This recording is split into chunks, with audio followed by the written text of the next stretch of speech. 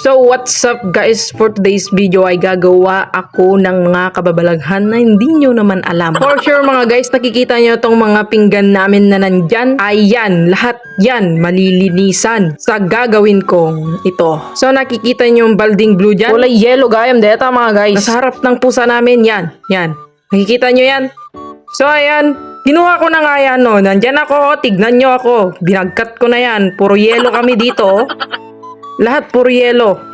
Nilagyan ko na nga ito ng halot kasi nagkyok. Ngayon, danumata dataw nagna. Nakita yung met. So, nandyan na nga yan. Ngayon naman, ipapakita ko sa inyo kung anong mga ingredients na gagawin ko. Gagamitin ko pala.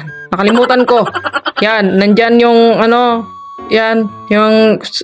Yan, wala alam kung anong pangalan pero mamaya isa-isahin ko sa nakakabulol naman yan, nakikita nyo naman yung meron din siyang how to make dishwashing liquid, ganon yan.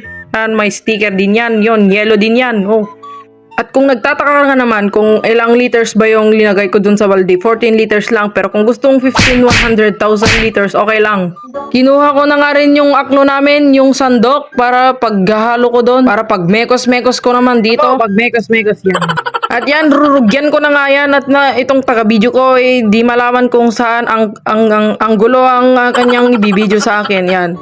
So ngayon, binabasa ko muna. Di ko rin alam kung anong unang lalagay ko pero linagay ko na nga pala dyan yung SAA 45 bubble booster. Ganon daw. Yan. Paikot mo daw yan. Inang daming umuubo ngayon. O yan, pinaikot-ikot ko na yan. O, pa heart pa. May shape pa yan. O, tignan mo naman. O maya, pagkatapos ng pagpapaikot sa'yo, nilagay ko na nga rin yung surfactant. O yan, gupitin daw ng maliit sa dulo at ibuhos ng paikot-ikot. Nakikita mo naman, nagko-color for white na siya. Oh my God, kakaiba ang kanyang kulay. So ayan, sinimot ko na nga rin yan mga guys. At nakikita nyo naman, pagkatapos daw yan ay babad daw siya ng 20 minutes.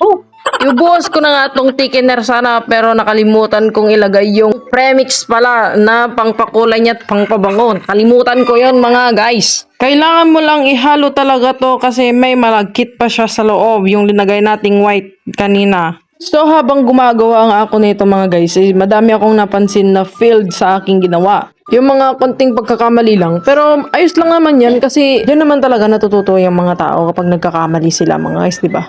Pasensya na kayo. Nag-e-emote na naman ako. Hahaluin mo lang talaga yan mga guys hanggang sa matunaw lahat ng sakit ng sama ng loob mo. Nakakasama lang talaga ng loob kasi nagbibideo na lang sila, hindi man lang ako tulungan. Pero kaya kong imekos-mekos yan. Ganyan lang yung gagawin mong mga guys. Kailangan tunawin mo lahat yung nasa loob. So ayan, nakikita nyo naman, ilalagay ko na rin yung yung thickener. Ang init talaga dito sa Pilipinas. So ibubuhos mo lang talaga siya ng paunti-unti lang ganyan. Pero yung sinasabi ko sa inyo kanina, kapag naghalo ka pala na yan, wag mong masyadong bilisan. Handahan mo lang.